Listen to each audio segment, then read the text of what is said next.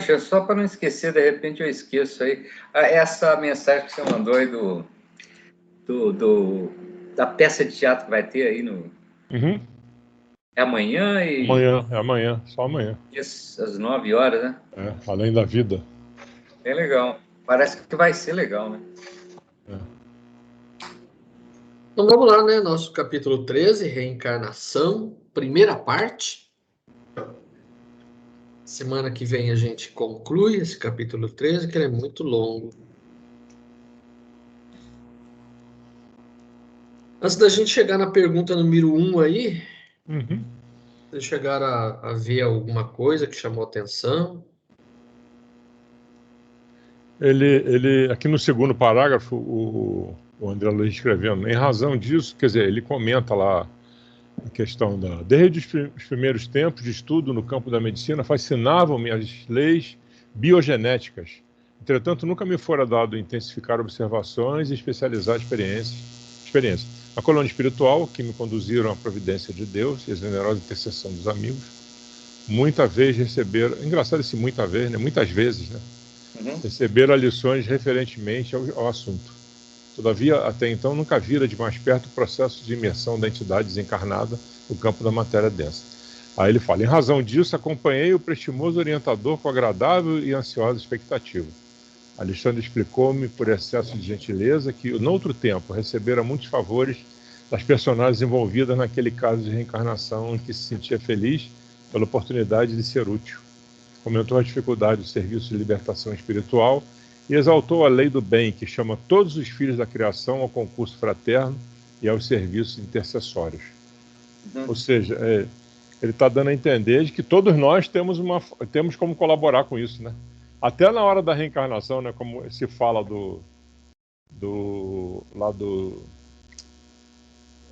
Segismundo e do Adelino, né? Tem um lance muito bacana dos dois ali, que ele fala, você tá com raiva dele, pô? Mas esqueça.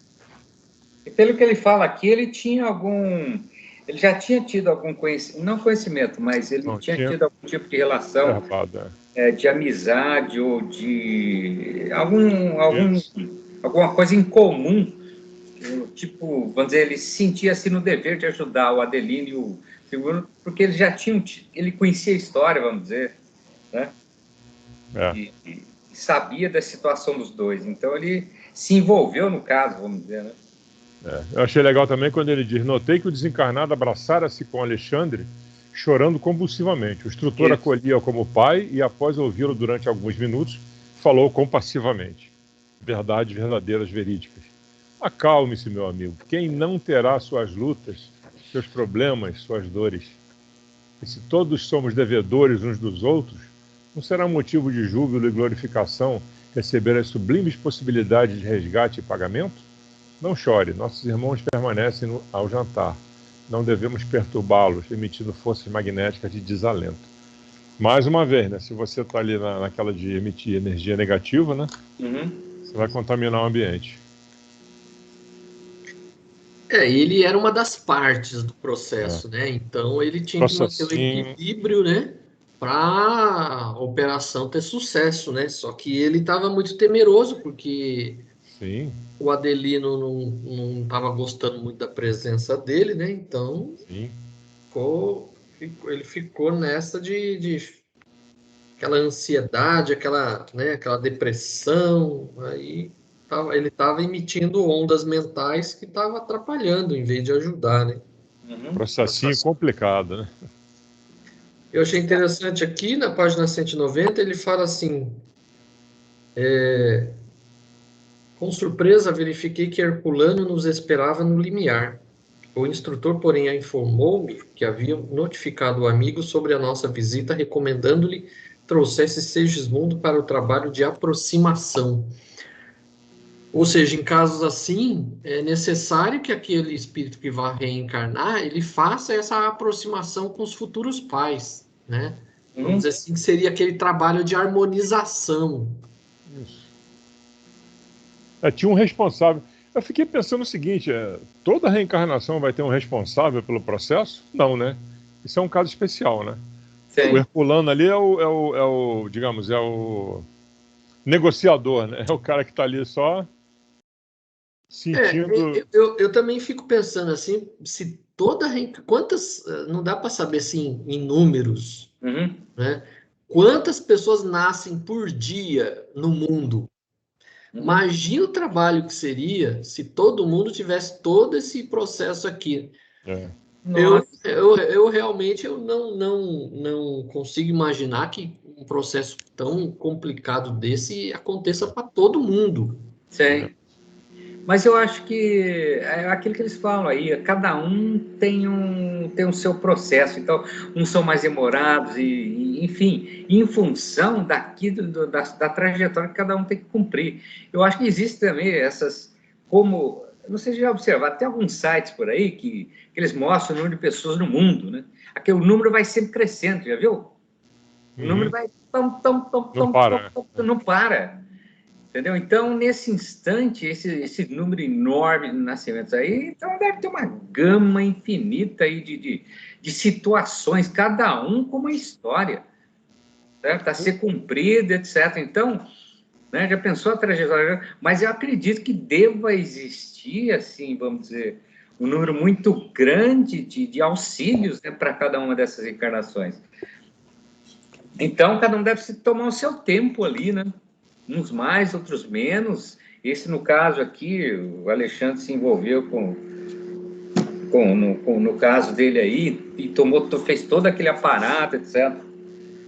Então, mas eu acredito que cada um no seu tempo e com as suas necessidades. Então, acho que não deve ser um processo único, vamos dizer, né? É o que parece.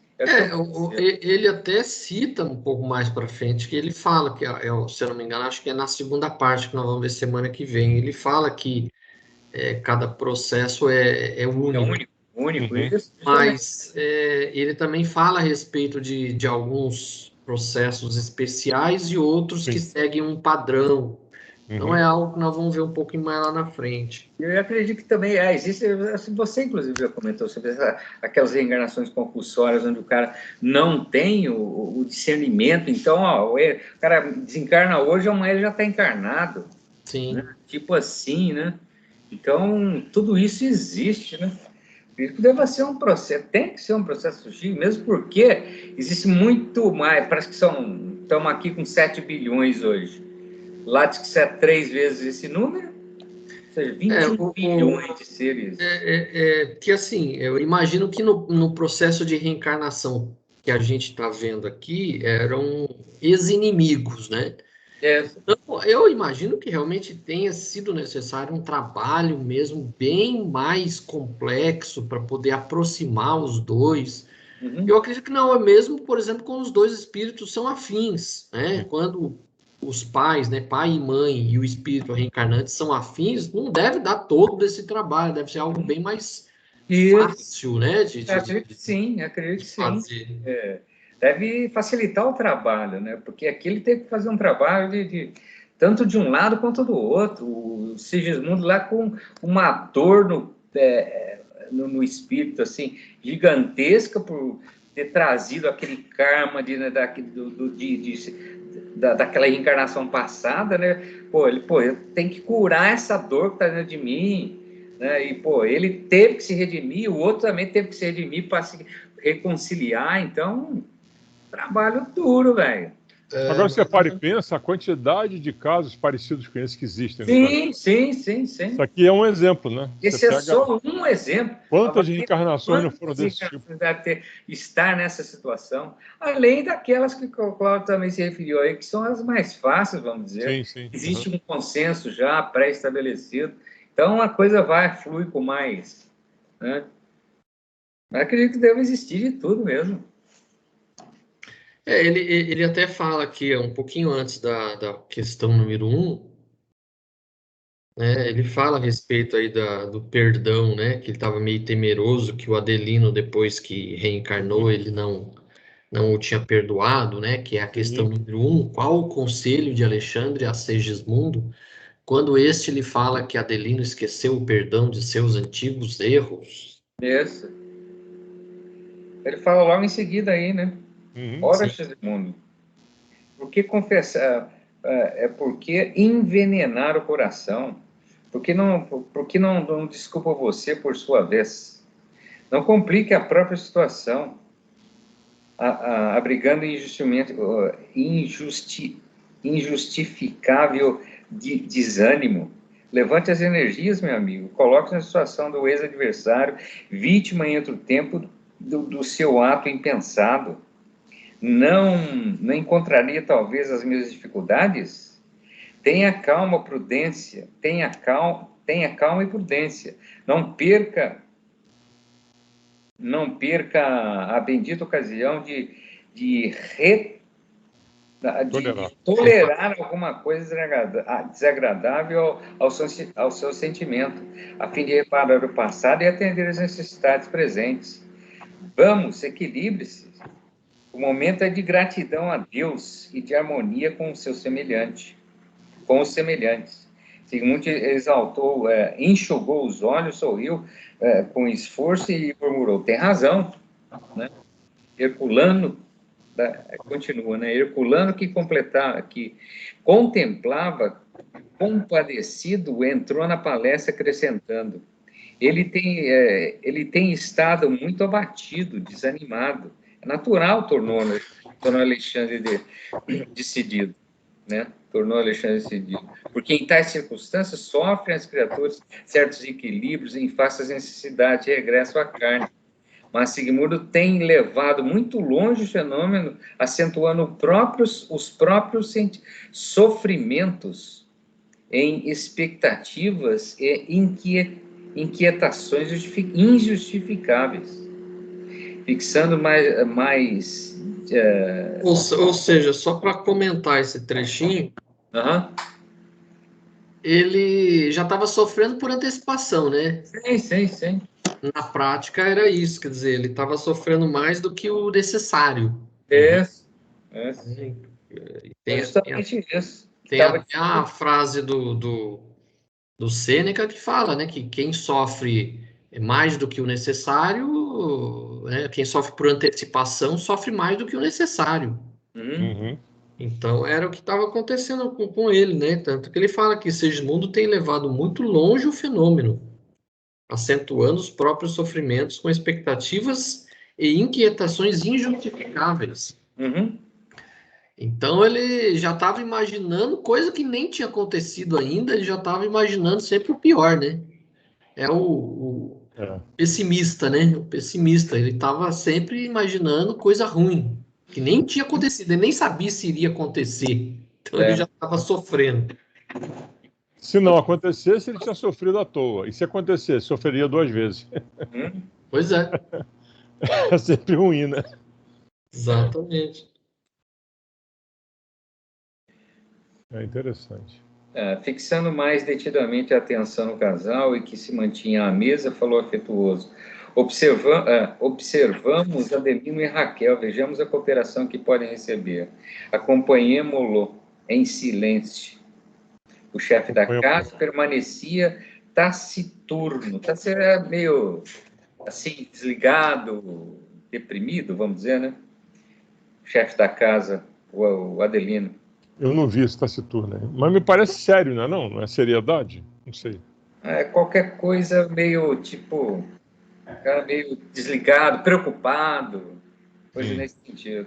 Taciturno é meio, realmente parece ser algo meio como preocupado mesmo. Conversando com a esposa tão somente por monossílabos. Via que a companheira se esforçava, no entanto, ele continuava quase sombrio. Não efetuou o negócio que você esperava? Interrogou a senhora, preparando a palestra, tentando a palestra afetiva. Não, respondeu ele secamente. Mas você continua interessado? Sim. E viajará na semana próxima, caso não se realize o empreendimento até domingo? Talvez. A esposa fez longa pausa, logo desapontando, arguindo em seguida: Que desculpa apresenta a companhia em vista de semelhante demora? O marido fitou-a com firmeza e respondeu lacônico: nenhuma. A essa altura, Alexandre fez significativo gesto com a cabeça e falou-nos preocupado. Aí já é a pergunta 2. É a segunda questão. É a questão número 2. Porque Alexandre diz que a condição espiritual de Adelino é das piores. Isso.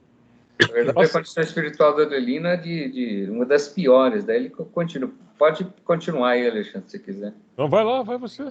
Pode ir. Em virtude da condição espiritual de Adelina, é uma das piores, porque o sublime amor do altar doméstico anda muito longe. Quando os cônjuges se perde o gosto de conversar entre si.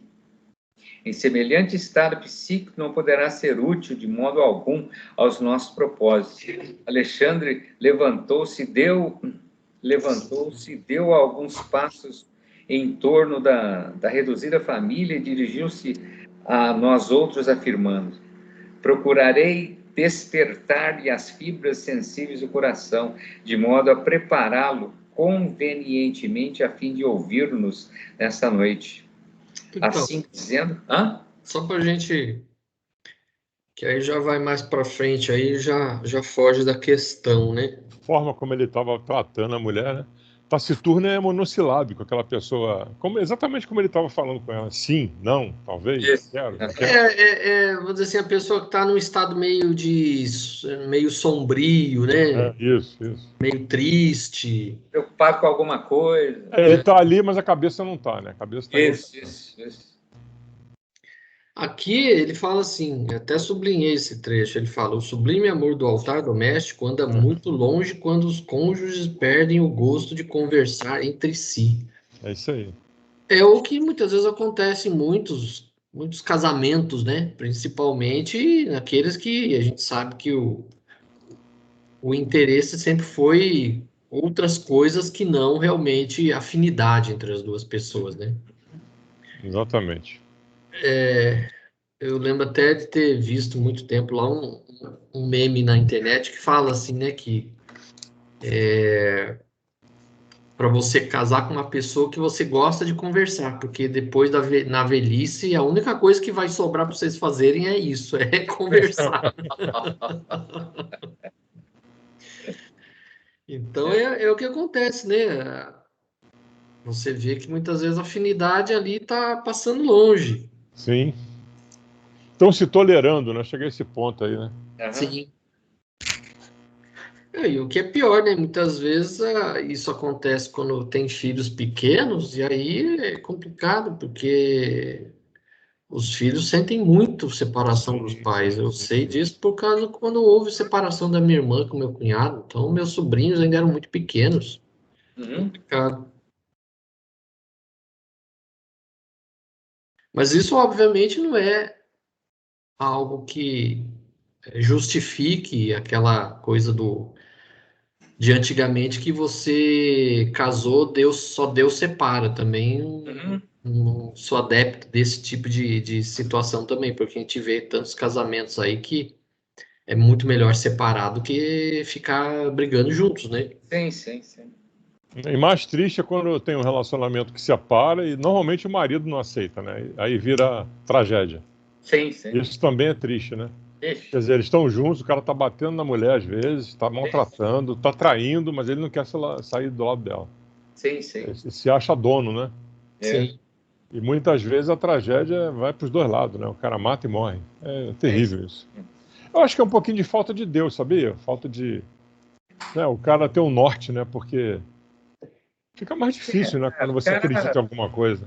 Sim. Uma pessoa dessa não tem nenhum tipo de sensibilidade espiritual, vamos dizer, né? O cara é animalesco, vamos dizer, né? O cara age por impulso, por agressividade, o cara não tem discernimento, não sabe discutir no sentido de conversar, né? Sim. Tentar buscar consenso, nada disso.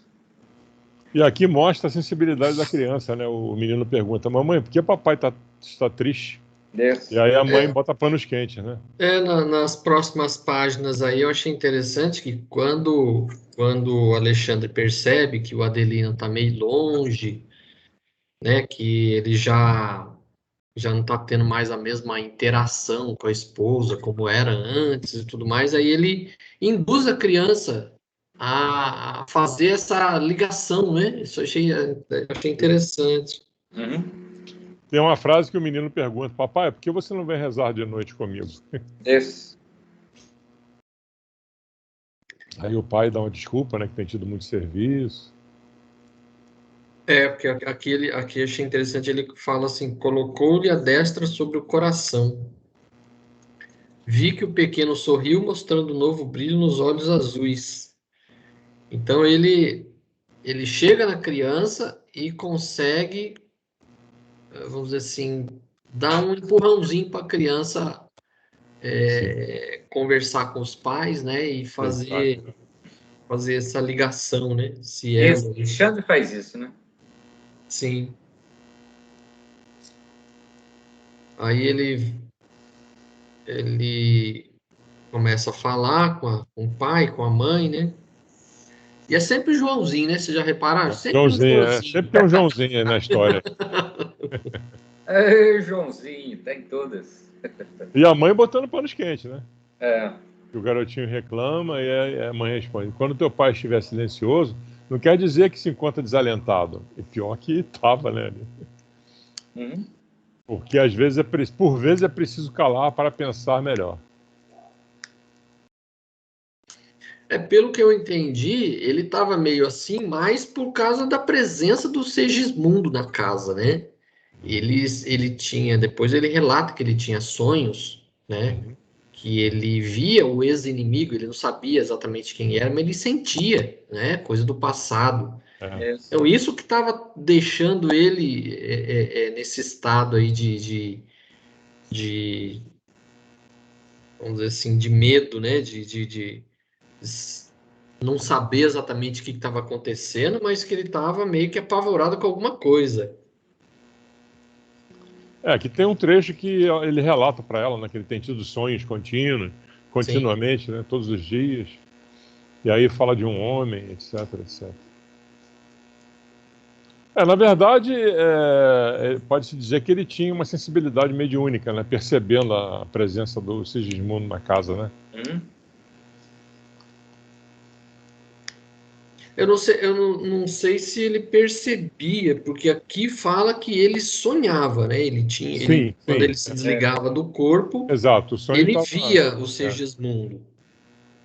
Aí isso trazia lembrança das vidas passadas, na qual eles foram inimigos, né? Ele tentava identificar quem era, mas não conseguia enxergar, né? Não conseguia ver. A pessoa parece que o Sigismundo estendia a mão para ele e ele achava que aquilo era algum tipo de agressão, que a pessoa queria matá-lo, né? Pelas costas. Tem uma frase que ele, não me lembro exatamente aonde agora, mas está escrito aqui em algum ponto. E o garotinho também é gente boa, né? Que ele chega e fala assim: abandonando o talher, instintivamente olhou para o alto de mãos postas e recitou: meu Deus, guarda o papai de caminhos da vida, dá-lhe saúde, tranquilidade e coragem nas lutas de cada dia, assim seja. A influência do Alexandre. Tem. Que aí o Adelino fala assim: estás muito adiantado. Hoje, Joãozinho, rezarei também. Sim. Porque fala aqui que ele tinha 3 anos de idade, né? Exatamente. E às vezes uma oração tão curtinha dessa, mas que realmente tem sentimento, vale muito mais do que um palavrório de meia hora. Sim.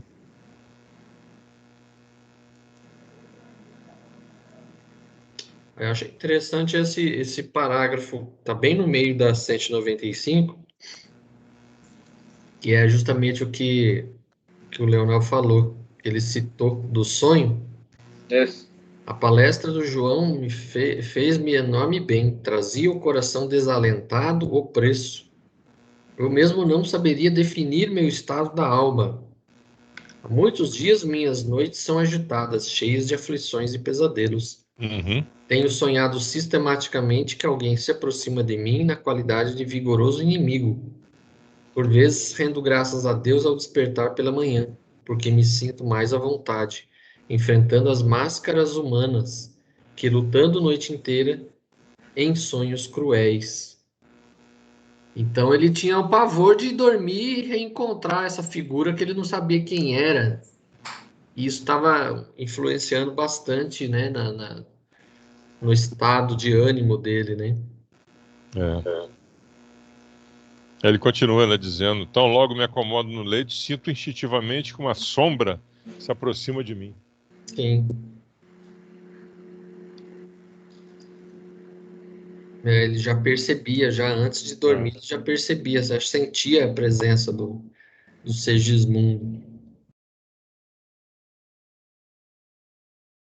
Que coisa. E ainda fala, né? A mulher fala, né? Os sonhos são sempre os mesmos? Sempre. Ele diz que sempre, né? Respondeu ele com emoção. Vejo que ela se aproxima de mim, estendendo as mãos à maneira de um mendigo vulgar, a implorar socorro. Mas ao lhe fixar a fisionomia, inexplicável terror invade-me o espírito. Tenho a impressão de que deseja assassinar-me pelas costas. Em certas ocasiões, tento estender-lhe as mãos.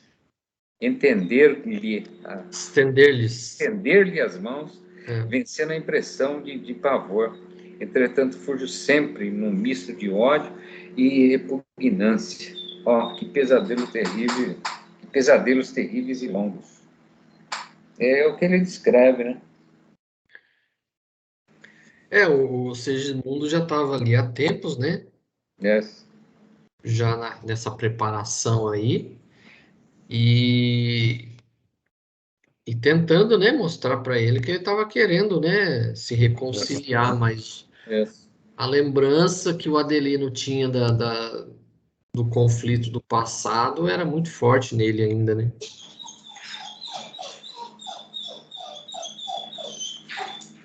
E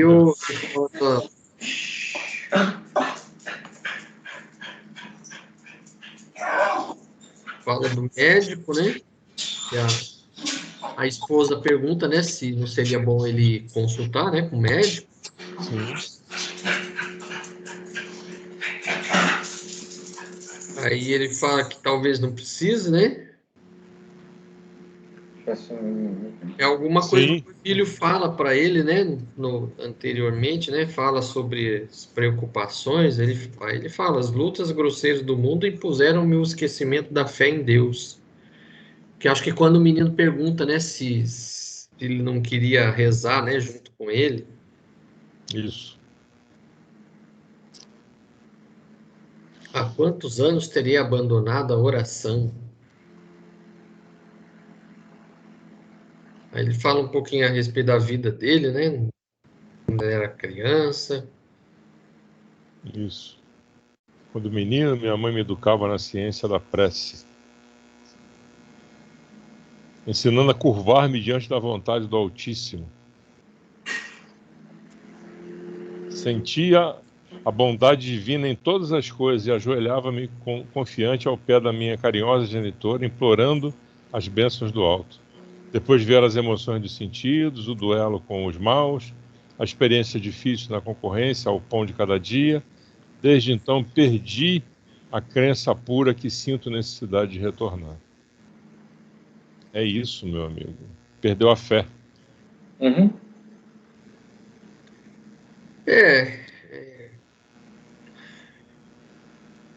Viver nesse mundo não é fácil, né? Ele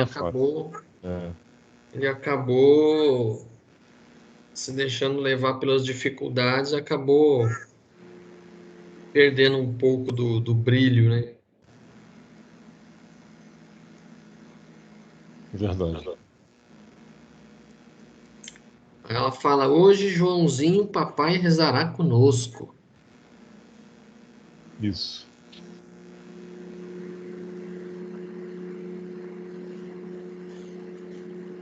Aí, após o jantar, experimentando disposições diferentes, Adelino despediu-se com delicadeza, que Herculano classificou de inabitual.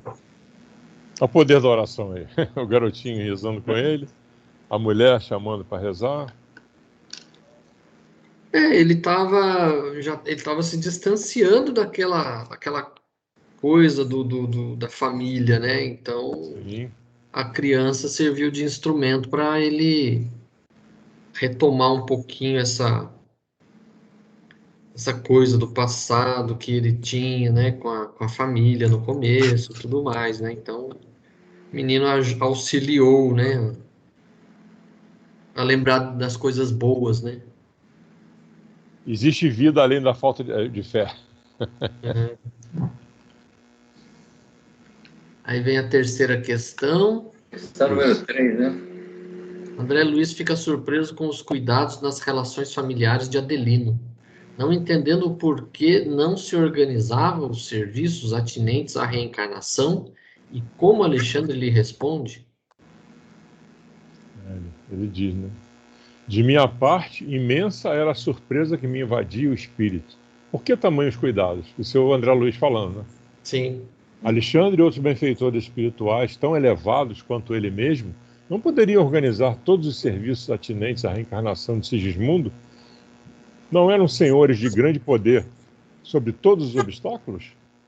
Mas, dando-me a ideia de que desejava responder às minhas interrogações íntimas, legal, esse não precisa nem falar, né? Sim. O Alexandre já fica ali só captando, né? O instrutor afavelmente falou a Herculano, nestes termos: não devemos e nem podemos forçar a ninguém, e precisamos das boas disposições de Adelino para o trabalho a fazer. Não devemos e nem podemos forçar a ninguém. O André Luiz acho que estava meio afoitozinho, né? Não, vamos fazer Queria um ver o processo produto aí logo. final lá. O produto final lá. Vamos lá. Porque o André considerava que o Alexandre, com os poderes que tinha, podia resolver aquilo de forma rápida, vamos dizer, né? Por que não? Vamos lá, vamos fazer isso rápido aí, então, daí, não. Usando o poder dele, né? Que ele dizia, o Alexandre tem poder, os outros têm poder, por que não, né, não toca o negócio para frente? Isso. Ele dá ele resume numa frase aí, né? Não devemos e nem podemos forçar a ninguém. Então você tinha que trabalhar, na verdade, é o que estava fazendo, através do menino, através da oração, né? Isso, e precisamos de boas disposições de Lenin para o trabalho a fazer. Ou seja, a pessoa ali tem que estar disposta a mudar, né? A ir em direção ao que é proposto, né? Se não houver essa disposição, fica difícil. Aí vem um textozinho interessante, é que ele fala de outras pessoas chegando, né, para ajudar, né, outros amigos espirituais, né? Os personagens daquele drama entre duas esferas também chegaram no ninho doméstico, acentuando sua alegria da camaradagem fraternal. A presença de meu instrutor parecia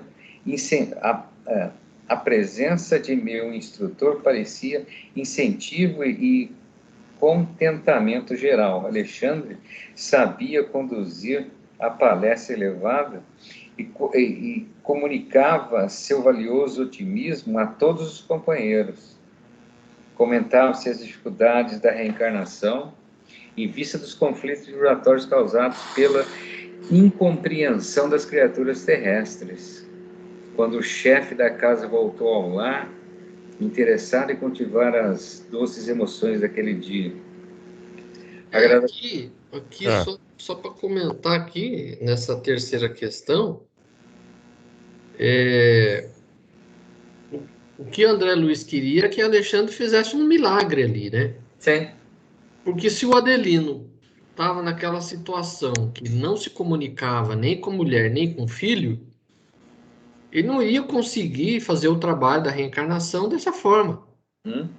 Então ele precisava da cooperação, né, do Adelino para que as coisas funcionassem. Sim. Como é que a mulher iria engravidar sem a cooperação do Adelino? Exato. O Adelino que estava reencarnado ali.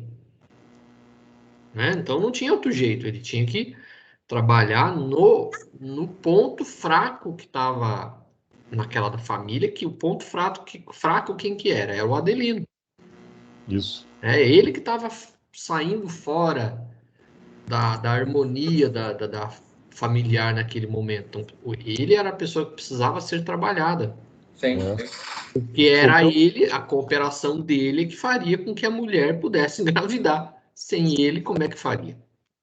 E ele precisava estar bem, né? Para poder ter uma criança, né? Como a gente falou no comecinho lá.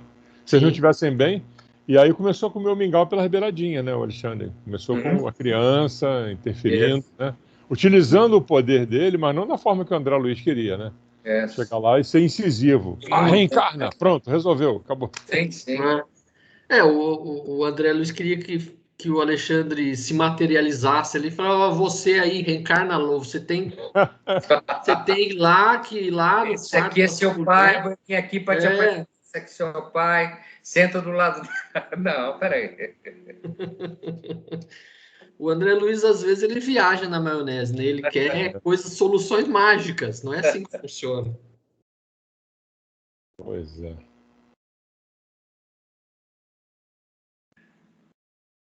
A mãe lembrou o pequeno necessidade de recolher-se, devia estar tarde, né? Ele falou, papai, sabe o que devemos fazer antes da oração? O chefe da casa sorriu e pediu explicações. O menino, com assombrosa vivacidade, esclareceu. Diz mamãe que devemos chamar os mensageiros de Deus para que nos assistam. Pois bem, tornou o genitor bem-humorado, chame por eles em nosso favor. A influência direta do Alexandre aí no menino, né? Já está chegando no nível que uma criança de 3 anos falar essas coisas? A gente vai ver depois que a criança, até os 7 anos de idade, ele ainda não está completamente integrado à matéria, né? Então, Exatamente. uma criança de 3 anos, ele ainda está mais do lado de lá do que do lado de cá. Então, ele, com certeza, ele era mais suscetível à influenciação espiritual, né? Aí entra o dedo do Herculano, né? Com mais 3 entidades aí. Amigas de Raquel. Aí eles vão... Nosso grupo estava acrescido de 3 entidades amigas de Raquel. Aí eles fazem lá a oração, né?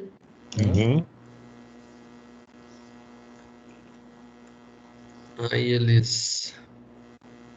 Notei que a esposa se achava... Oi? O menininho, o pequeno, puseram-se de joelho e fazia oração dominical com infantil emotividade. Adelina e a companheira seguiram-lhe a prece com grande atenção.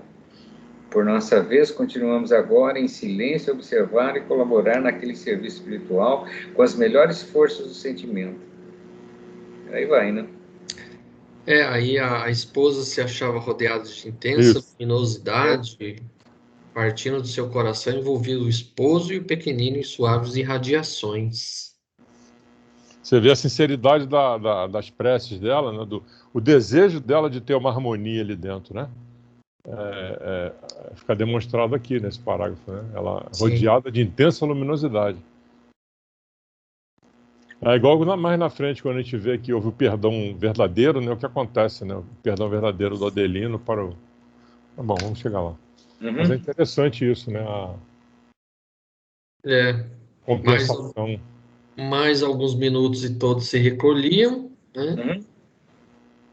Aí, nesse instante, Alexandre falou, agora, meus amigos, façamos o nosso serviço de oração cooperadora. Precisamos conversar seriamente com Adelino. Aí eles fazem lá uma vibração, né? Esperam um pouquinho, aí eles dormem, e aí ele vê Raquel abandonar o corpo físico dentro de luminosas irradiações, parecendo-me alheia à situação. Despreocupada, feliz, abraçou-se com uma das entidades que nos acompanhavam, velha senhora que Alexandre nos apresentara pouco antes, que era a avó, né? Era a avó da Raquel. Isso. Aí vem a questão número 4, né? Sim. Alexandre e André Luiz se encontram na residência de Adelino e Raquel. Quando Raquel adormece e seu espírito se desprende, ela vê e abraça sua avó desencarnada, mas ignora a presença dos outros irmãos presentes. Qual foi a explicação de Alexandre nesse particular? Página 199, lá embaixo. É 199, isso começa lá embaixo, né? A esposa de Adelino, entretanto, parecia identificar tão somente a presença da velhinha amorosa. Fixava em nós o olhar indiferentemente, como se ali não estivéssemos, estranhando o fato de gemer ao instrutor, pedindo explicações. Alexandre não se fez rogado, e não obstante a delicadeza do serviço em curso, esclareceu-me delicadamente: não se surpreenda, cada um de nós deve ter a possibilidade de ver somente aquilo que nos proporcione proveito legítimo. Além do mais, não seria justo intensificar a percepção de nossa amiga para que nos acompanhasse no trabalho dessa noite. Ela nos auxiliará com o valor da oração, mas não precisará seguir de perto os esclarecimentos que a condição do esposo requisita. Quem faz o que pode recebe o salário da paz. Raquel vem fazendo quanto lhe é possível para o êxito do desempenho das obrigações que lhe trouxeram ao mundo. Por isso mesmo, não deve ser advertida e nem perturbada. Atendemos Segismundo e Adelino, certo? Satisfeito com as ações recebidas e admirado com a justiça divina, a manter-se nos mínimos pormenores das nossas atividades espirituais, observei que a companheira de Adelino se mantinha não longe de nós, em fervorosa prece. Aí... Achei muito legal esse trecho aí. Aí nesse caso aqui, provavelmente eles ficaram numa faixa diferente dela. Para não perceber, né? A avó pôde ficar na mesma faixa vibratória dela, para que ela não percebesse toda a movimentação que iria ser feita, né? Porque isso provavelmente iria perturbá-la. Sim. E aí eles utilizaram aquilo que ela tinha de melhor, que era a oração, né? Então, deixaram ela ali, tipo, isolada com a avó, né? Para poder fazer todo, vamos dizer assim, uma aura vibracional no ambiente, Sim. que pudesse, né, ajudar, né, o trabalho que iria ser feito com o Adelino. Porque eu acredito que se ela visse e soubesse das coisas que iria acontecer, isso aí iria atrapalhar a harmonia no ambiente, né? Ia dispersar ela, né? Mas é engraçado quando ele fala aqui uma frase forte, que ele diz: cada um de nós deve ter a possibilidade de ver somente aquilo que nos proporcione proveito legítimo. Dá uma impressão de egoísmo, né? Um negócio engraçado, pô. Mas é verdade, na verdade é pro bem dela, né? Isso que está sendo feito. Sim. A contribuição dela, como o Cláudio falou, era na oração. Ela fazia a oração de uma maneira tão fervorosa que tinha que aproveitar exatamente essa parte dela, né? Para não dispersar. Porque no momento, aquilo que seria proveitoso para ela era ela ficar ali com a avó. Então, ela concentraria os pensamentos dela com a avó. E se ela visse toda a movimentação, a situação do Adelino, não seria proveitoso para ela. Então, aí eles fizeram de uma forma que ela ficou meio que isolada, né? Mas contribuindo com a situação, né? Sim. Através da oração. Aí na sequência aí fala do Adelino, né? Nesse momento, o esposo de Raquel afastava-se do corpo físico pesadamente.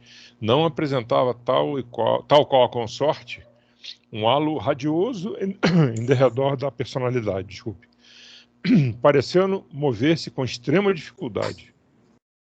Enquanto seu olhar vagueava no quarto, angustiado e espantadiço, Alexandre se aproximava de mim e observava. Isso aqui é bem legal também, esse trecho aqui. Sim. Está examinando a lição? Repare singularidades da vida espiritual. Adelina e Raquel são espíritos associados de muitas existências em comum. Partilham o mesmo cálice de dores e alegrias terrestres. Na atualidade, seus corpos repousam um ao lado do outro no mesmo leito. Entretanto, cada um vive em um plano mental diferente. É muito difícil estarem reunidas nos laços domésticos as almas da mesma esfera. Raquel, fora dos veículos da carne, pode ser a avózinha, com quem se encontra ligada no mesmo círculo de elevação. Adelino, porém, somente poderá ver Segismundo, com quem se encontra imantá-lo pelas forças do ódio que ele deixou, imprudentemente, desenvolver-se de novo em seu coração. Que coisa, que coisa. A palavra do orientador, contudo, foi interrompida por um grito lancinante. Adelino, receoso, intensificara a presença do amigo adversário e espavorido. Identificara a presença do antigo adversário e espavorido tentava correr inutilmente. Movimentava-se com dificuldade, ansioso de retornar ao corpo físico à maneira de criança medrosa procurando um refúgio. Mas Alexandre, aproximando-se dele com amorosa autoridade, estendeu-lhe as mãos, das quais saíam grandes chispas de luz. Contido pelos raios magnéticos, o esposo de Raquel pôs-se a tremer, sentindo-se que ele começava a ver alguma coisa além da figura do ex-inimigo. Aos poucos, em vista das rigorosas emissões magnéticas de Alexandre, ele pôde ver nosso venerável orientador, com quem passou a sintonizar diretamente e caiu de joelhos em convulsivo pranto. Aí o Alexandre entrou de sola, né? Vamos. Eu achei interessante esse trechinho que segue aí, que o André Luiz percebeu, né, na mente do Adelino. Isso aí. Naquela hora, comovedor, e percebi que ele associava a visão radiosa às preces do filhinho. Ele via ali a estranha figura de Segismundo e a resplandecente presença de Alexandre, e fazia intraduzível esforço para recordar-se de algumas coisas do passado, distante, que a sua memória não conseguia situar com exatidão. Supôs naturalmente que o nosso mentor devia ser o emissário do céu, para salvá-lo dos pecados cruéis e pesadelos cruéis e ofuscado pela intensa luz, soluçava genuflexo entre o medo e o júbilo, suplicando paz e proteção. Ele no começo ele percebe o Segismundo e ele corre tentando voltar para o corpo, né, para ele acordar, né, como ele citou anteriormente, que ele preferia ficar acordado do que dormindo.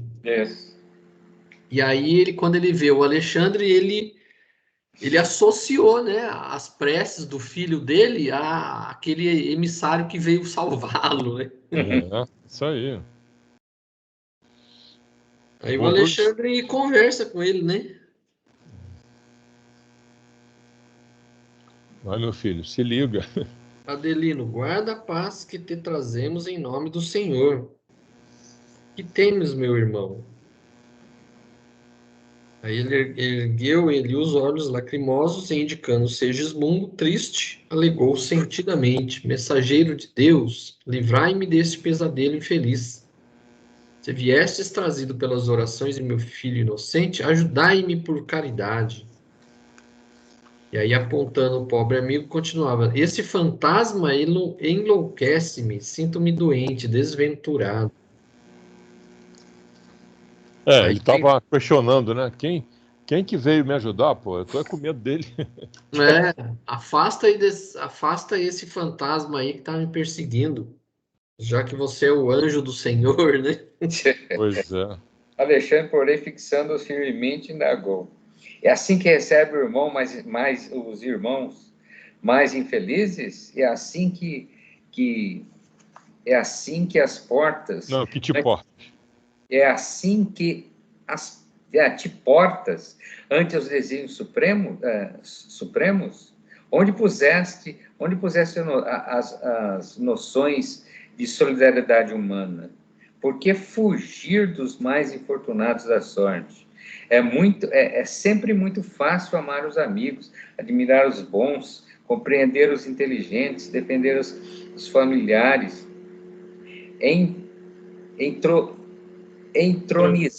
entronizar as afeições, conservar os que nos ensinam, louvar os justos e exaltar os heróis conhecidos. Mas, se somos responsáveis e semelhantes... respeitáveis e semelhantes posições íntimas, é preciso reconhecer que elas trazem serviço realizado em nosso processo evolutivo. Nós, porém, meu amigo, ainda não alcançamos a redenção final. Por isso mesmo, a tempestade é nossa benfeitora e a dificuldade é nossa benfeitora. A dificuldade, nossa mestra, o adversário, instrutor eficiente, modifica as vibrações de seus pensamentos, recebe com caridade o mendigo que lhe bate à porta quando não tenhas adquirido ainda bastante luz para recebê-lo com amor que Jesus nos ensinou. Sensacional esse texto aqui. Puxa vida. Ele procura mostrar que nem sempre as adversidades elas são ruins, muitas vezes elas vêm para nos ensinar e nos forçar a evoluir, né? Verdade. Isso é com caridade. O mendigo que lhe bate à porta quando não tens adquirido ainda bastante luz para recebê-lo, com amor, com Jesus, com o amor que Jesus nos ensinou. Impressionado com as palavras ouvidas, pronunciadas com inflexão de ternura paternal, Adelino, e em lágrimas copiosas, voltou-se para Sigismundo, encarando-o de frente. Alexandre, como se lhe aproveitasse a nova atitude, acentuou: contempla o pobrezinho que te pede socorro. Observa-lhe o estado de humilhação e necessidade. Imagina-te na posição dele e reflete. Não te doeria a indiferença dos outros? Não te dilaceraria a alma à crueldade alheia? Estimarias que alguém te classificasse de fantasma, tão só pelas suas ilustrações de sofrimento? Adelino, meu amigo, não abra as portas do coração aos que te procuram em nome do poderoso Pai. O negócio foi... O Alexandre tenta mostrar para o Adelino, né, que o Segismundo ele não estava ali para atormentá-lo, ele estava ali para pedir socorro, né, para pedir um auxílio. Então, o que ele falou? Ó, vem uma pessoa faminta, bate na sua porta, o que você vai fazer? Você vai expulsar a pessoa? Então, auxilie a pessoa. Você está numa posição que você pode auxiliar, auxilie. E detalhe, para o Alexandre estar dando esse tipo de ajuda, o Segismundo estava sendo extremamente sincero, né? Ele estava com uma vontade imensa de ser perdoado, enfim. Sim. Não era representação, porque lá não tem como enganar, né? Então... Eu imagino aqui que a imagem que o Adelino fazia do Segismundo era mais na mente dele devido à reminiscência do passado. Sim.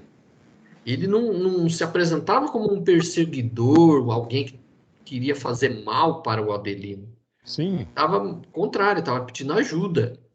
Mas aquilo que aconteceu no passado ainda marcava tão fortemente do Adelino que ele via sempre o Segismundo como o diabo. Ele não queria ver nem pintado de ouro. Sim. Ele arremata aqui, né? Creio que ele deseja roubar minha vida e telar minha felicidade doméstica. Sim. Novamente, né? Retirar minha vida novamente. As impregnações lá no espírito. Os eventos ficam.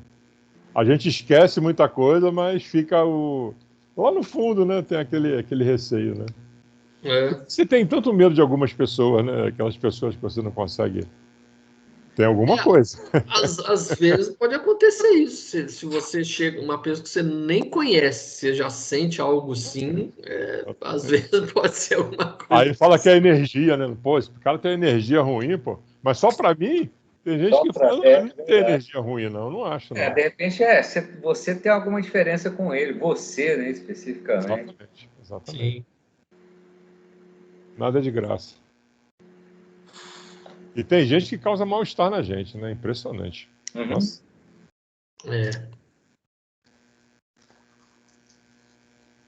Muito bem. Então, aí ele fala, né?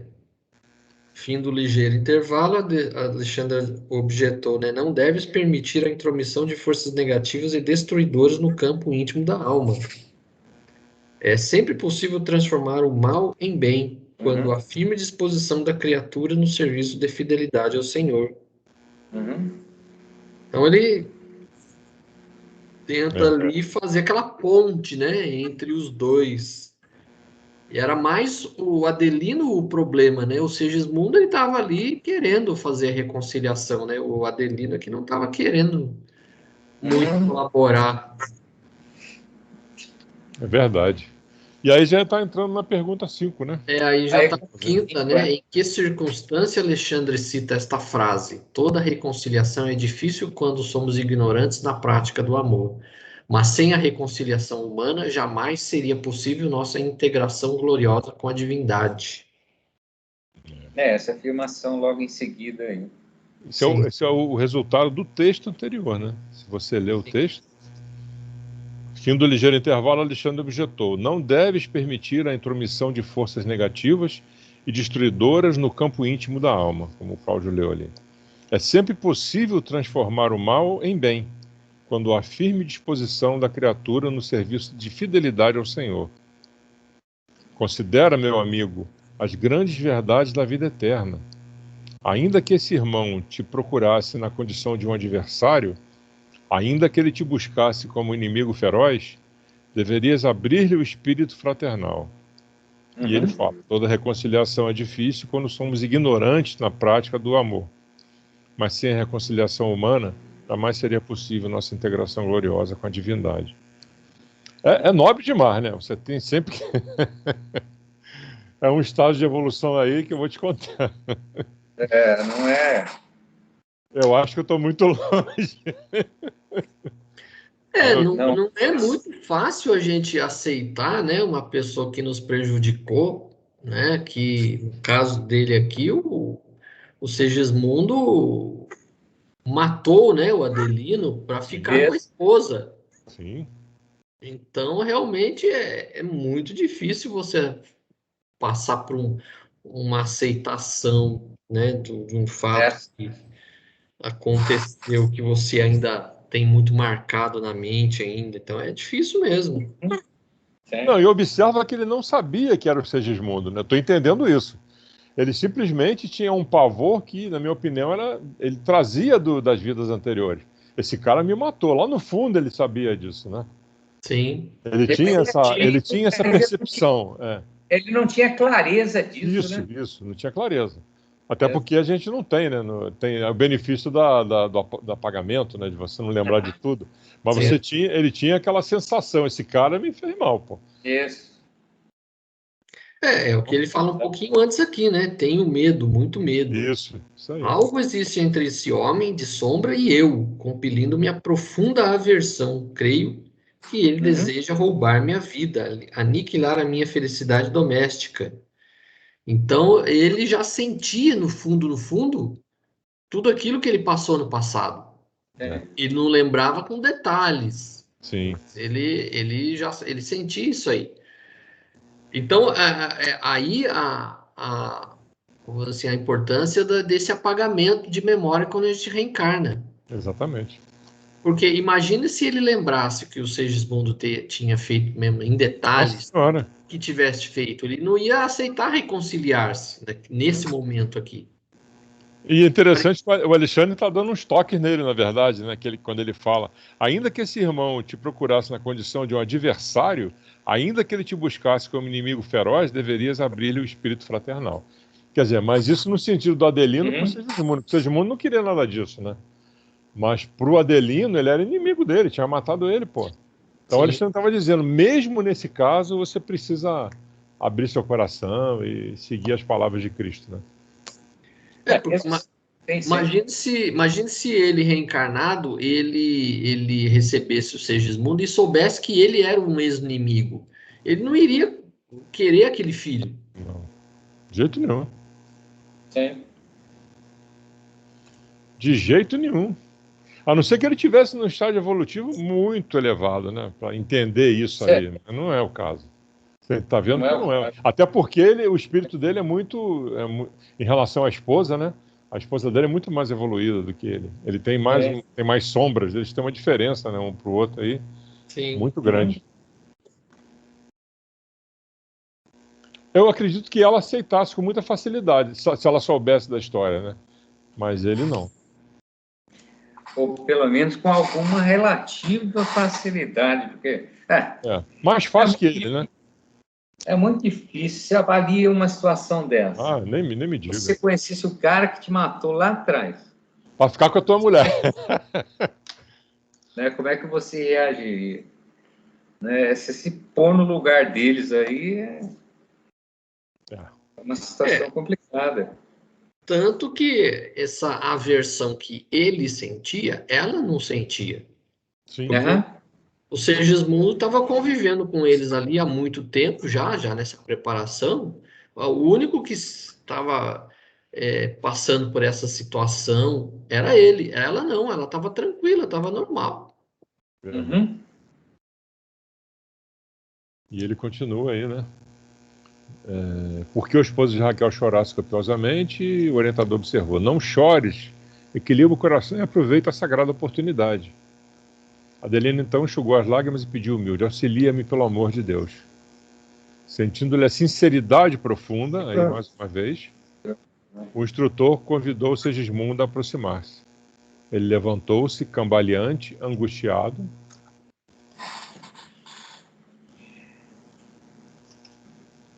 Amparando a ex-vítima, Alexandre indicou-lhe a figura do ex-assassino e apresentou: este é o nosso amigo Segismundo, que necessita de tua cooperação no serviço redentor. Estende-lhe as mãos fraternas e atende-o em nome de Jesus.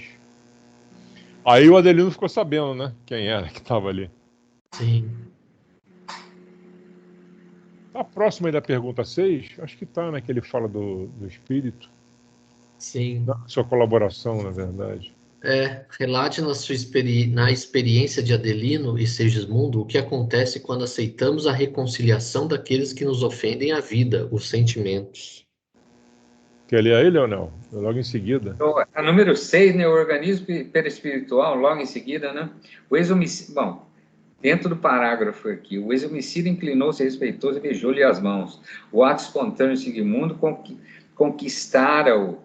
Não podia ser mal aquele espírito angustiado e triste que lhe osculava as mãos com veneração e carinho. Foi então que vi um fenômeno singular. O organismo perispiritual de Adelino parecia desfazer-se das pesadas nuvens que se rompiam de alto a baixo, revelando-lhe as características luminosas. Irradiações suavíssimas aureolavam-lhe agora a personalidade, deixando parecer as suas condições elevadas, sua condição elevada e nobre.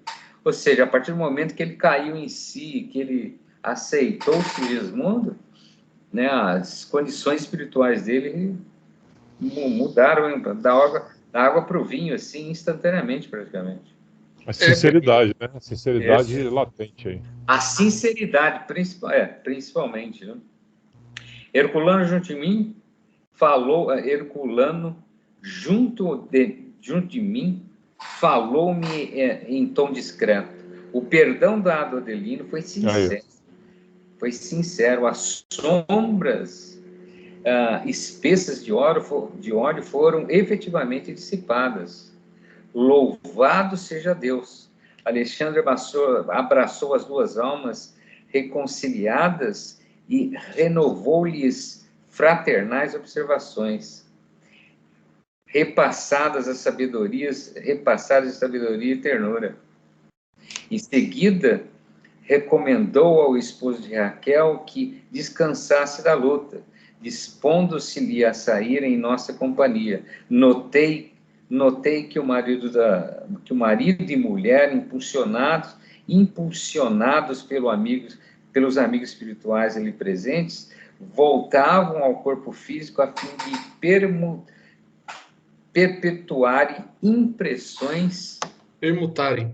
permutarem impressões referentemente aos fatos e classificaram de sonho dentro e classificaria de sonho dentro da colaboração mental de cada um. Aqui é interessante ver isso, né? O organismo perispiritual de Adelino parecia desfazer-se de pesadas nuvens, ou seja, tudo aquilo que passava na mente dele refletia-se no perispírito dele. Sim.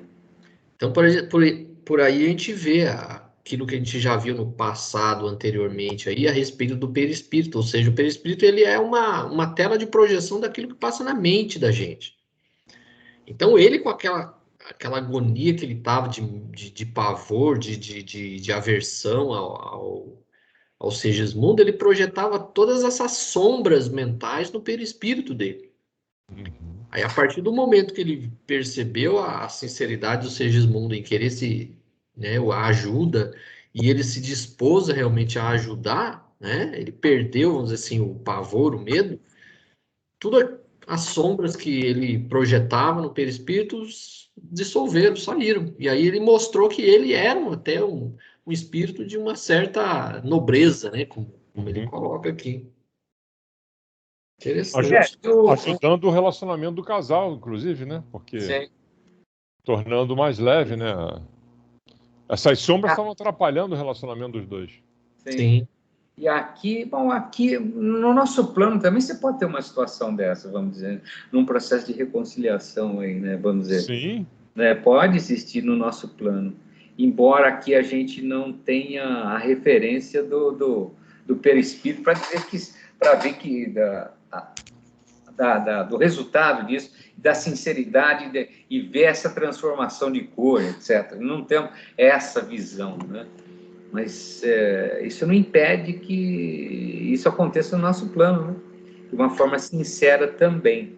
Às vezes a gente, como está aqui na matéria, às vezes a gente não vê o perispírito, mas muitas vezes a gente sente, né? Quando uma pessoa que está ali com uma carga de ressentimento contra alguém e a pessoa se reconcilia, muitas vezes você sente aquela pessoa renovada, você sente que um outro padrão mental, uma outro tipo de conversação. Então você não vê, mas muitas vezes você sente, você percebe que a pessoa começa a existir uma leveza, né, no relacionamento, na aproximação, né? Você sente a leveza, né? Aquela descarga aquela drenagem, vamos dizer, né? A falta do perdão só consome você mesmo, né? É como eu li uma vez, não sei se é do Sêneca isso aí, mas o cara disse que você não perdoar alguém é como você beber o veneno esperando que a pessoa morra. Então, tá fazendo mal para você, pô. Sim. Se você se livra dessa carga, né, já é um grande passo. O problema é a conciliação do outro, vamos dizer, a aceitação do outro, para que haja uma reconciliação dos dois lados, vamos dizer. O ideal seria isso, né? Mas eu acho que... Às vezes você se desarma, né? Como o Alexandre falou, você se desarma, etc. Mas e o outro não? E aí? Aí fica aí é você, né? Se você se dispõe a reconciliar e o outro não aceita, Quem prefere permanecer pesado com a carga é o outro. Você limpou a sua. Isso. Ele continua, né? A mesma história, né? Quando um não quer, dois não brigam, né? E muitas vezes é o contrário, né? Alguém pede o seu perdão e você diz não. Isso. Pode acontecer o contrário. Ainda não. Continua tomando veneno. Aí na página 205 eu achei interessante ele falando a respeito do organismo do Segismundo. Eu achei legal. Achei muito legal ele dizendo, né? Que ele vai ter uma moléstia no coração, né? Isso. Na idade madura ele vai começar a sentir, né?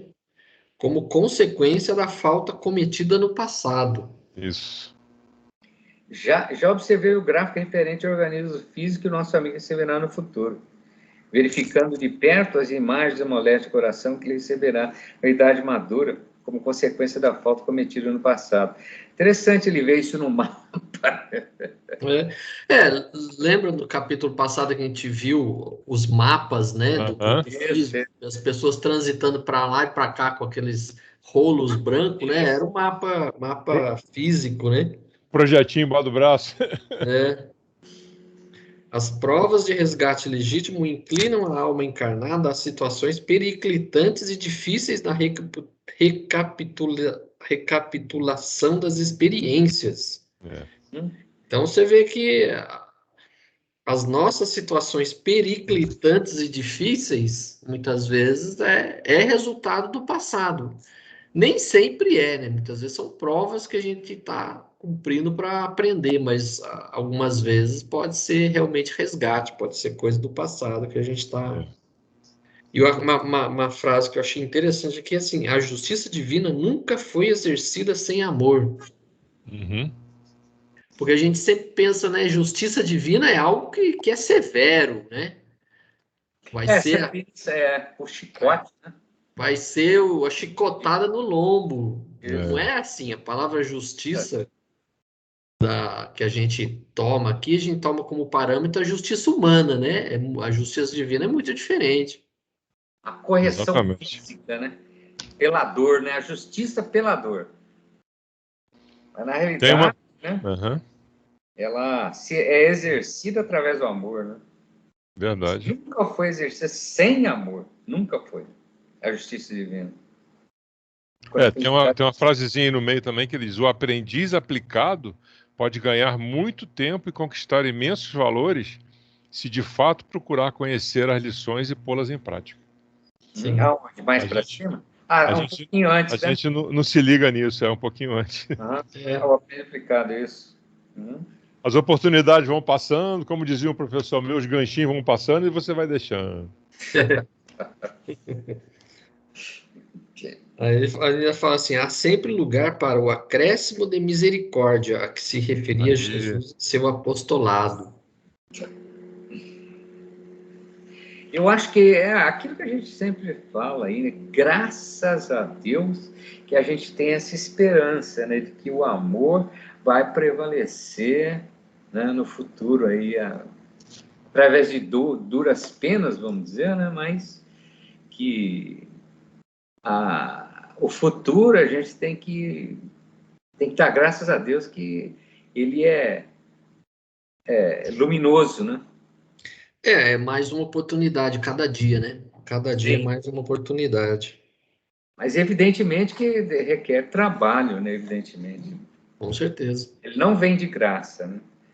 Agradeça e ajude, agradeça e ajude. Sim. Nós falamos de novo da misericórdia, né? Que a gente tem que ter com as pessoas. Como dizia minha mãe, de graça, só chuva que cai do céu e bênção de Deus. É isso aí. É isso aí. Mas a misericórdia tem que falar mais alto sempre, né? Que a gente comentou na aula passada, você vê uma pessoa sofrendo lá, ele tá lá porque é problema dele. Ele escolheu isso, não. É o nosso grande erro, né? Pensar dessa forma. Eu até ontem, né? Eu faço meu evangelho no lar sempre na quinta-feira, né? Aí caiu uma lição falando justamente sobre isso, né? Que a gente no mundo, a gente não pode ser mais um chicote de Deus no lombo dos outros. Sim. Boa. Então, se a gente vê alguém numa situação difícil, e a gente pode ajudar, vamos ajudá-lo. Tem que fazer Nós estamos fazendo o papel do acréscimo de misericórdia que fala aqui. Isso. Que às vezes a pessoa está passando por um sofrimento tão grande que, se ele receber uma ajuda, vai facilitar que ele passe por essa prova, por essa... De repente, justamente, ele está passando por aquela dificuldade, por aquela dor, etc, e em função de vidas pregressas dele, de repente, mas é como nossa obrigação, como semelhante a ele, que estamos ali vivendo junto ou próximo de alguma forma, a gente se mobilizar no sentido de ajudá-lo. Não de falar assim, pô, não, você está merecendo o que você está passando. E chicotear mais ainda, pô. Achei legal essa definição do Claudio. Mais um chicote de Deus. Pô, não tem que ser chicote, né? Já deixa o cara já tem lá os problemas dele. O cara já está pagando um preço alto. Você ainda chega e põe mais coisa na conta dele, pô. Sim. E muitas vezes seguindo o script que ele escolheu, né? Então você pode chegar lá e ajudar o cara. Pô, tá sofrendo. Cara, eu vou fazer o que eu puder para tentar ajudar, né? E, pô, agora falar e chegar e jogar na cara do cara, pô, não, você merece isso que você está passando. Pô, não tem jeito. É aquela frase que está no Evangelho, né? Na medida que medirdes, serei medido. Exatamente. Então, se você está vendo a pessoa numa situação, você pode ajudar, você vai julgá-lo, fala, não, você está sofrendo o que você fez no passado, então sofre aí. Nós não estamos colaborando nem com ele, nem conosco mesmo, porque nós também seremos cobrados por isso, porque a gente teve a chance de ajudar e não quis ajudar. Então, a gente não pode cobrar ajuda, né, do céu se a gente mesmo não está ajudando o próximo. Uhum. Eu acho que, inclusive, foi, não sei se foi aqui mesmo ou se foi nos mensageiros que a gente viu uma lição desse tipo. Como é que você vai pedir ajuda do céu se você mesmo não está ajudando o seu próximo? Que merecimento que você tem de receber ajuda se você não está ajudando os outros? Se você não ajuda, né? Foi nesse livro, algumas lições atrás. Eu acho que foi aqui mesmo, Não, e outra coisa, são as oportunidades, né? Você, quando nada acontece por acaso, você quando encara uma situação dessa, é uma oportunidade para você. Uma das primeiras frases que eu ouvi lá no curso de Aprendiz do Evangelho foi isso: toda dificuldade é uma oportunidade. Sim. E é verdade. Com certeza. Com certeza. Aí ele fala, né? Voltaremos a vê-los no dia da ligação inicial do Segimundo com a matéria física. Uhum. Aí um pouquinho mais para frente, de novo, André Luiz fala, né? Não seria lícito providenciar a reencarnação do necessitado sem qualquer delongas? Então, ele já apressadinho de novo, né? Ele já tinha esquecido o que o Alexandre tinha falado para ele antes. Pois é. Não dispunhamos de suficiente poder para quebrar todas as resistências? Então, ele quer providenciar um milagre, né? Aí vem já a sétima, né? O que acontecia no organismo de Adelino, mais precisamente em suas células seminais, diante dos sentimentos de repulsa por Segismundo. Vai lá, Leonel. Eu não localizei a série. Página 206. 106? Alexandre ouviu-me pacientemente, mostrou Alexandre ouviu pacientemente, mostrando um sorriso de pai e respondeu: sua estranheza é natural, não se habituou ainda aos trabalhos de socorro às organizações desse lado da vida. E depois de uma pequena pausa, considerou: cada homem, como cada espírito, é um mundo por si mesmo, e cada mente é como um céu. Do firmamento descem raios de sol e chuvas benéficas para a organização planetária, mas também no instante do atrito de elementos atmosféricos, desse mesmo céu procedem faíscas destruidoras. Assim a mente humana. Dela se originam as forças equilibrantes e restauradoras e os trilhões de células do organismo físico, mas quando perturbada, emite raios magnéticos de alto poder destrutivo para as comunidades celulares a que se servem. O pensamento envenenado de Adelino destruía as substâncias de hereditariedade, intoxicando a cromatina dentro da própria bolsa seminal. Uhum. Ele poderia atender aos apelos da natureza, entregando-se à união sexual, mas não atingiria os objetivos sagrados da criação, porque pelas disposições lamentáveis de sua vida íntima estava aniquilando as células criadoras ao nascerem, e quando não as aniquilasse por completo, intoxicava os genes do caráter, dificultando-nos a ação. Ora, no caso de Segismundo, unido a ele em processo ativo de redenção, não podemos dispensar-lhe o concurso amoroso e fraterno. Daí a necessidade desse trabalho intenso para despertar-lhe os valores afetivos. Somente o amor proporciona a vida, alegria e equilíbrio. Modificado em sua posição íntima, Adelino emitirá, doravante, forças magnéticas protetoras dos elementos destinados ao serviço elevado da procriação. É isso aí. Ele podia até fazer um filho, mas não ia ser do jeito que eles precisavam. Não ia dar certo. A palavra do orientador não podia ser mais lógica. Ele estava agora a compreender o sentido sublime do trabalho que ele realizava para que o esposo de Raquel se fizesse mais humano e mais doce.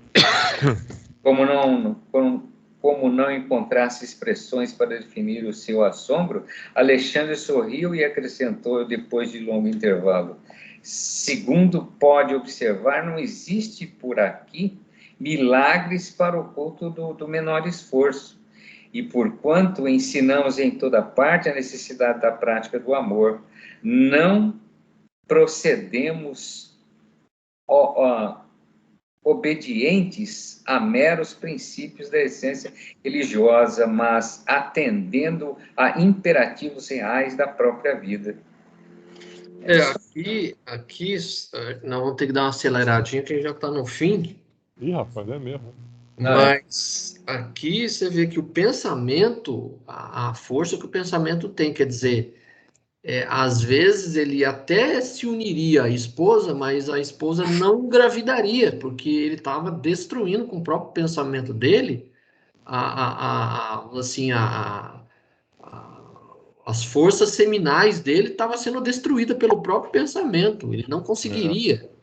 Estava aniquilando as células criadoras ao nascerem. Às vezes, vamos generalizar, mas às vezes a gente vê casais que querem ter filhos e não conseguem. Muitas vezes nenhum dos dois tem problema. Às vezes a coisa é mental. Né? Um dos dois está realmente não colaborando mentalmente para que a coisa aconteça, né? Então, a gente vê aí pela situação.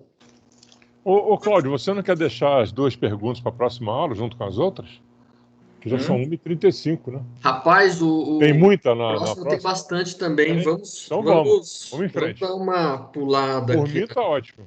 Nos trechos aqui. E vamos direto para a oitava e última. A oitava começa na página de 10. Quais as explicações de Alexandre à dúvida de André Luiz ao perguntar sobre o sexo como lei natural na esfera da crosta? Alexandre sorriu com benevolência e respondeu: ninguém contesta esse caráter das manifestações sexuais nos círculos da carne, mas todas as leis naturais na experiência humana devem ser exercidas, como em toda parte, sobre as bases da lei universal do bem e da ordem. Quem foge ao bem é defrontado pelo crime. Quem foge à ordem cai no desequilíbrio. As uniões sexuais, portanto, que se efetuam à distância desses sublimes imperativos, transformam-se em causas geradoras de sofrimento e perturbação. Ao demais, não devemos esquecer que o sexo na existência humana pode ser um dos instrumentos do amor sem que o amor seja o sexo. Por isso mesmo, os homens e as mulheres cuja alma se vai libertando nos cativeiros da forma física escapam gradativamente do império absoluto das sensações carnais. Para eles, a união sexual orgânica vai deixando de ser uma imposição, que aprendem a trocar os valores divinos da alma entre si, alimentando-se reciprocamente, por permutas magnéticas não menos valiosas para os setores da criação infinita, gerando realizações espirituais para a eternidade gloriosa, sem qualquer exigência dos atritos celulares. Para esse gênero de criaturas, a união reconfortadora e sublime não se acha circunscrita à emotividade de alguns minutos, mas constitui a integração de alma com alma, através da vida inteira no campo da espiritualidade superior. Diante dos fenômenos da presença física, bastam-lhes, na maioria das vezes, o olhar, a palavra, o simples gesto de carinho e compreensão, para que recebam o magnetismo criador do coração amado, impregnando-se de força e estímulo para as mais difíceis edificações. O companheirismo, né? Uhum. E primeiro Alexandre... fale. Aqui ele questiona sobre a lei natural, né? O sexo como uma lei natural. Então, o que ele coloca aqui, pelo que eu entendi? O sexo ele faz parte de uma lei natural. Sim. Mas o que acontece? A maioria das criaturas hoje acaba se desviando disso daí e virando apenas uma coisa física. A união sexual orgânica, que ele menciona no meio do texto lá.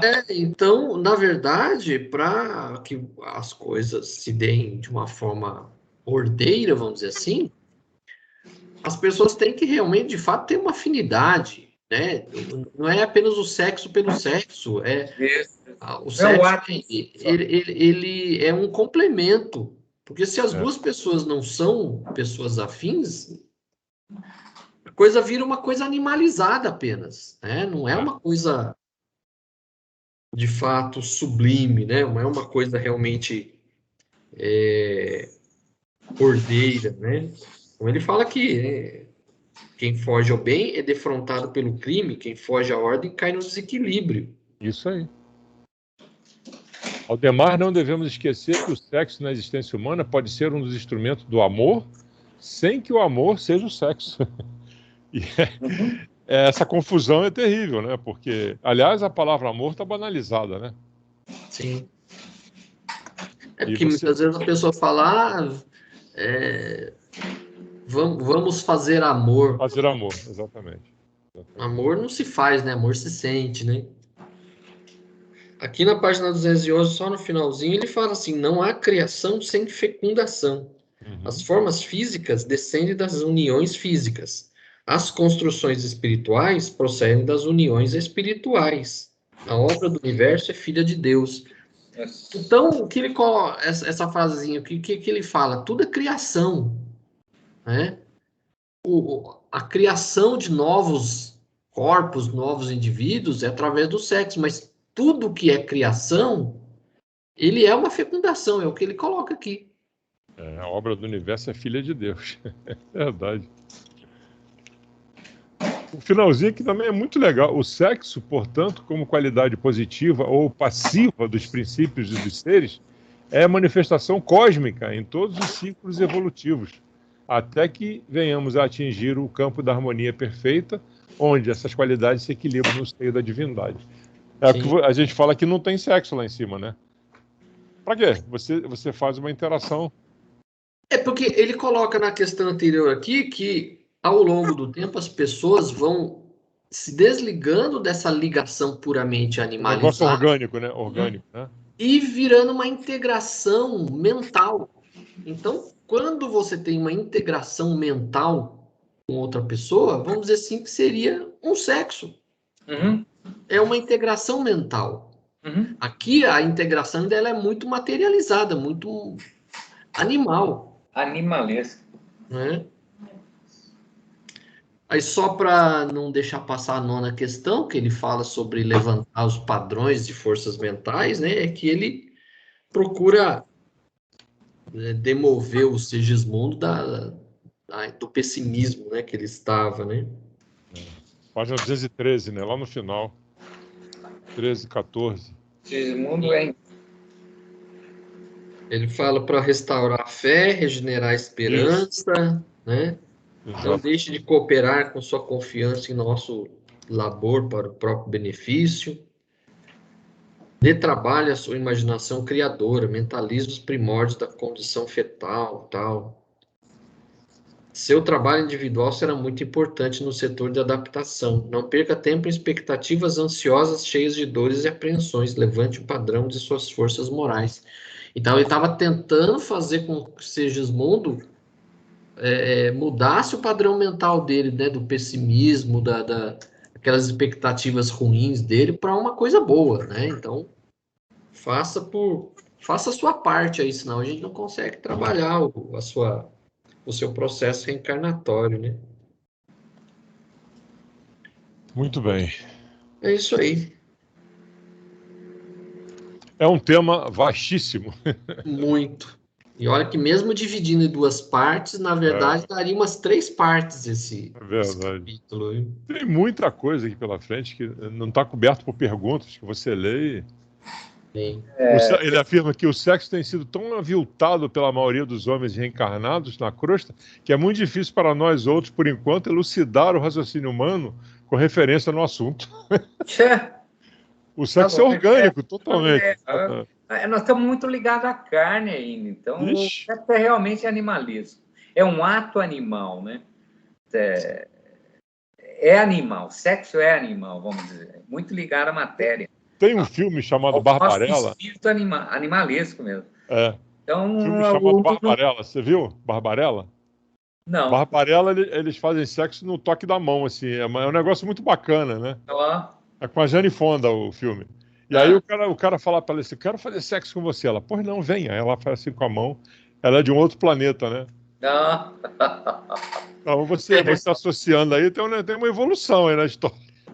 Mas nós estamos num estágio bastante animal, e esse animal o sexo está muito ligado a esse lado animal nosso. A gente valoriza muito esse lado animal, né? E pior que ele se acaba, ele se extingue, né? Ele vai... Ao longo do tempo, ao longo da vida, a gente vai caindo na ficha, né? Se você não enxergar outros valores, né? Você fica preso naquilo ali, ele vai morrer. Daí o lado animal, ele não se extingue, mas diminui bastante, né? Aí que se sobra só o relacionamento. O que ele coloca aqui, que tudo que é fecundação é uma criação. Então, por exemplo, quando duas pessoas se reúnem para elaborar um trabalho, por exemplo, de escola, ambos estão pensando e elaboram um trabalho, é uma fecundação. Verdade. É uma criação. Sim. Você tá não tem nada de ali. animalizado, mas é puramente mental. Sim.